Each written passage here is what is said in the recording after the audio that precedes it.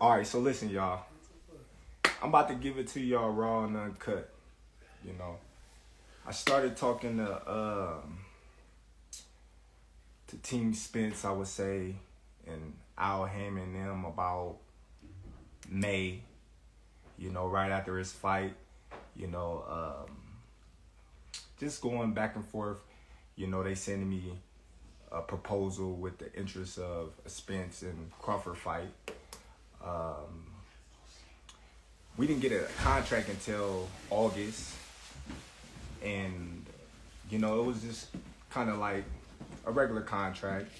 You know, it wasn't nothing. It was initial proposal. It wasn't even a contract. It was a proposal, and Spence Crawford, the intentions of us fighting.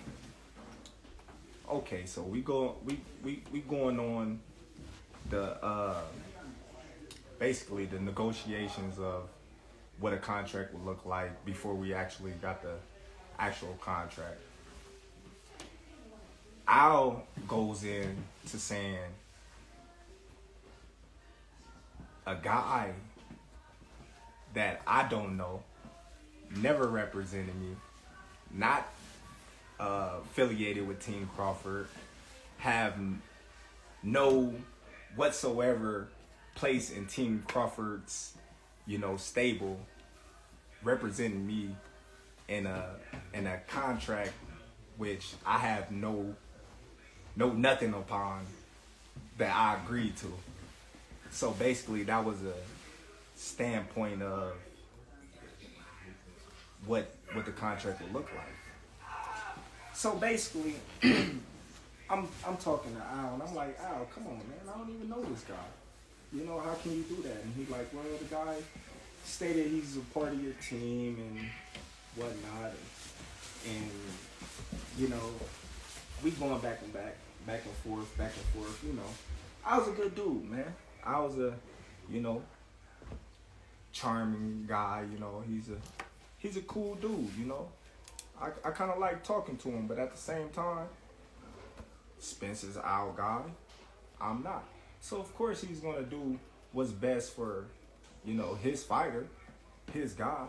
That's like, any other manager slash advisor would do.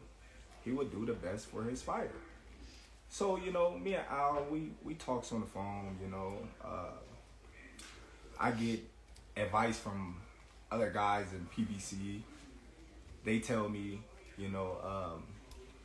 be careful, make sure the deal is right. They tell me, make sure you don't get fucked. Just normal things from guys that's in they stable that I'm friends with. I honestly can say I'm friends with.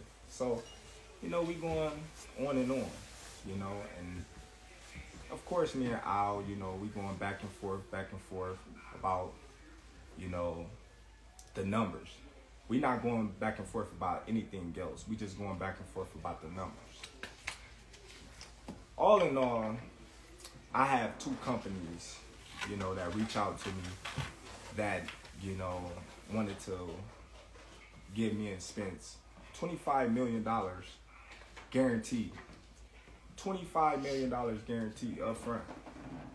So a real guy like myself, I call Spence. Hey bro, look, listen, you know what I mean? I got this company that's willing to give us $25 million a piece, guaranteed. What's up? What you gonna do? He like, 25 million, what about the back end? I'm like, dude, listen. If they make their money back, then we get 80-20. You know what I mean? It's simple math. I said, man, we got people all still in the fight. They got the fire sticks. He laughed. He like, man, I got a fire stick too. I'm like, see? I'm like, man, ain't nobody really buying, pay-per-views no more. I said, man, we get this upfront money and we good. It's a no-brainer. You know what I mean? But one thing about me and the difference between me and the difference between Spence is I'm really my own boss now, and he's not. he got to go through Al. He got to go through, his team and ask them if he can do certain things that I don't have to no more. Yeah, I might have had to when I was with Top Rank because I was signed to Top Rank and they was my promotional company. So of course I had to go to Top Rank and ask them to get me this fight or do this for me or do that for me because I was obligated to do certain things by their standard because I was signed to them. But now that I'm a free agent and I'm free to do whatever I want, I'm the one sitting at the table. I'm the one that's talking directly to these high individuals. Errol Spence not talking to, Terence Crawford about the fight. Errol Spence wasn't at the table. Errol Spence can't tell you or show you a contract that, says Terence Crawford, Errol Spence, that he was there on the negotiations of.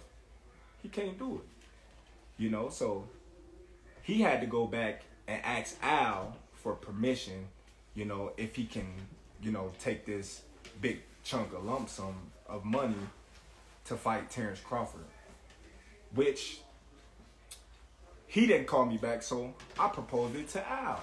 I hit up Al. I'm like, Al, listen, man, I got this big hedge fund company out here. They claim they know you. Not one, but two. Not one, but two. Two companies willing to put 20 plus million in both of our pocket, guaranteed. Al tell me straight up, I'm not letting nobody touch this fight. Like, all right, cool. But I'm like, why? He like, why would you want to put a ceiling on yourself? Why you want to put a cap on yourself? I'm like, well, that's not putting a cap on myself. If this company is taking a risk, then, high risk, high reward. If that's the case, I can't seem to see a fight that's been doing millions, since Floyd and them. So, that was an altercation, I asked Al, I said, since this fight is dragging on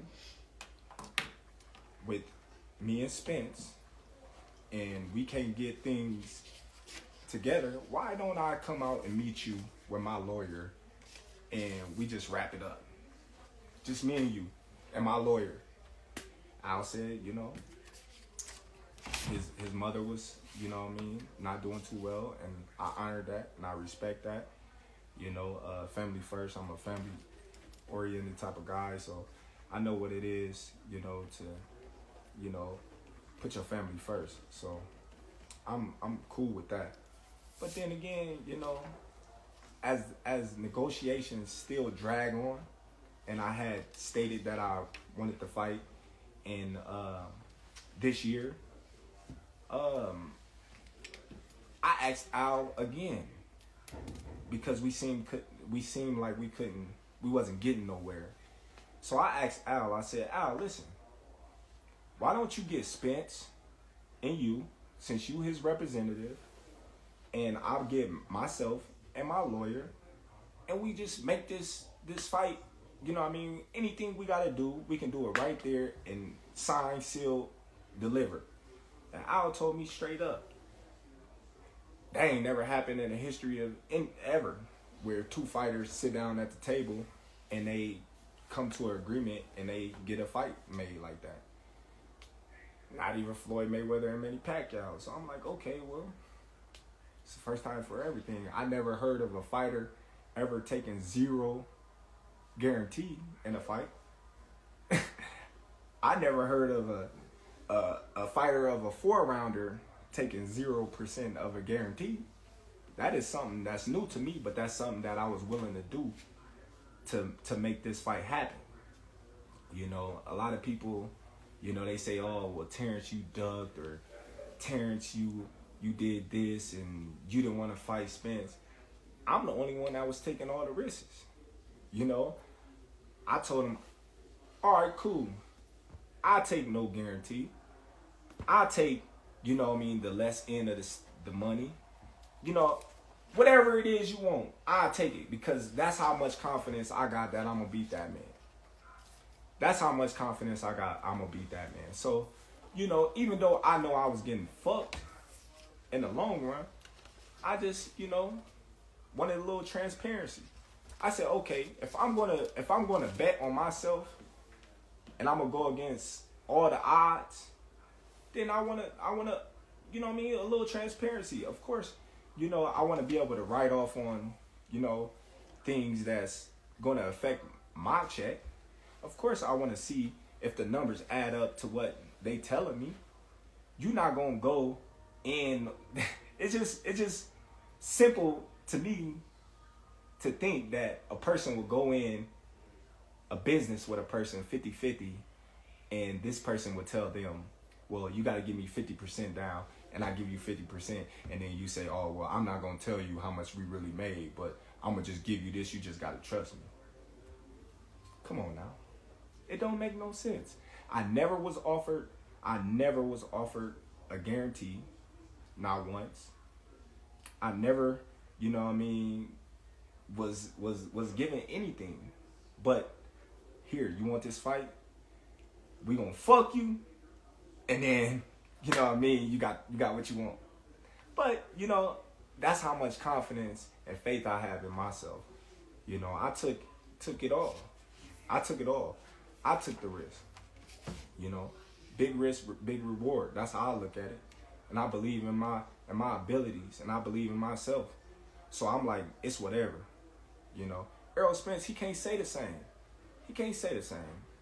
You know, he on audio, saying Al Haymon go make sure he's good. He's in the best position to win this fight. Of course he is. He supposed to. You know, you got everything surrounding you to help you. You know, so people mad at me because Al told me if I don't take this fight, he's just gonna go and Errol Spence gonna make 8 figures. He's gonna make 8 figures without me. So basically, he telling me, well, you take this fight or leave it, or you got nothing. Basically, because we've been dragging. So when I don't know, like, the type of caliber of people that he been dealing with or they been dealing with, but I'm not the type of guy to just sit on my ass and sit on my hands for no man to feed my family. So you mad at me for taking a fight with a tough opponent. You know, you may not know him, but he's a tough opponent for a bigger purse, a guarantee that I wasn't even gonna get.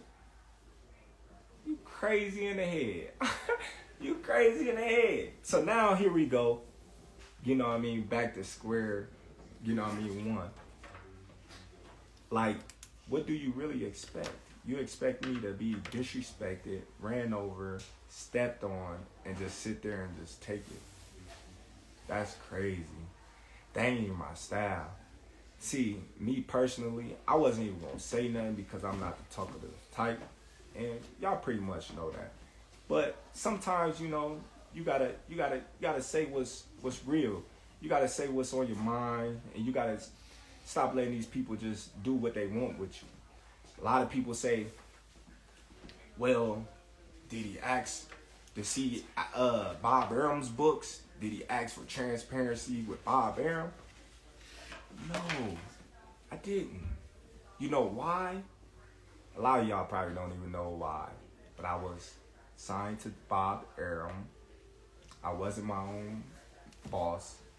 I was given a guarantee on every single fight that I fought for Bob Arum in Top Rank. That's the difference. That's the difference, you guys. So if you guys can't understand that, then I don't know what to tell you. I don't know what to tell you, you know. So I stated that I want to fight this year, and that was my thing. I wanted to fight this year. So we going back and forth, numbers, boom, boom, boom, boom, boom. So the transparency part, that was the dragger. Where was Errol Spence at? I didn't hear Errol Spence. Where was the tweets? I didn't hear the tweets. I didn't see the tweets. Where was this guy at? He was under a rock. If you're a real one, like you say you is, like the truth, you'll come out and tell the truth. You tell the truth, buddy. Come on, man. I called you and told you, listen, got this bread on the table, man. What is you doing?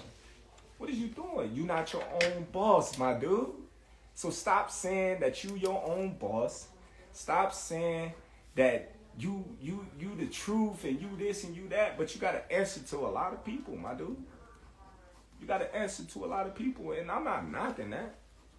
I'm not knocking it. You know what I mean? It is what it is. They got you to where you is now. They got you to where you is now. But, I don't know. I'm just saying. But like, when you look at it, a lot of people say, oh, well, why you didn't fight Boots? Or why you didn't fight Ortiz? Well, them names that never came up. I would have fought them names in a heartbeat. Come on, man. I'm the best fighter in the world. Who you think I am? Who you think I am? I'm the best fighter in the world. I always fought in my mandatories. I ain't never ducked my mandatories. But, yet and still, I hear through the grapevine, Spence is about to fight a guy that he promised and he swore that he wasn't going to fight, which is Keith Thurman. Now, I don't know how true that is, but that's what's floating around. So, what's up with the trueness with that? You swear up and down that you're not gonna fight this guy. You don't care what nobody say. Now you about to fight him. So that means you was lying, buddy. But you know why he gotta fight Thurman? You wanna know why, fans? Because of the money. It's all about the money. Come on now. He not gonna make that much money fighting Ortiz or Boots. Come on, man, it's obvious. Who Spence gonna fight besides me that's gonna make, $20 million? Nobody. I don't know. But I'm gonna tell y'all like this. I don't know how truthful it is, but Floyd say, he's the spokesman of PBC and he's our right-hand man. We done heard that on numerous occasions, and Floyd came out and said that the fight wasn't happening in this year. So, y'all mad at me for going to get a bag? When did that ever happen? Y'all mad at me for going to get a bag? Come on, man. We're going to turn up with BLK Prime. You know what I mean? We're going to do our thing, man. We stepping up to the plate, man. They turning boxing around, man. All the biggest fights, going through them. They the new wave. Hey, giving these fighters, they just do. You want to fight this guy, they going to make it happen. It's simple, But, hey, my intentions is still the same. After this fight, Spence, successful. I'm successful. He said he gonna spin the block. Then let him spin the block so I can drop him off where he stand. And that's just how I'm gonna keep it. It's just that simple. He spin the block. We're gonna be ready for whatever.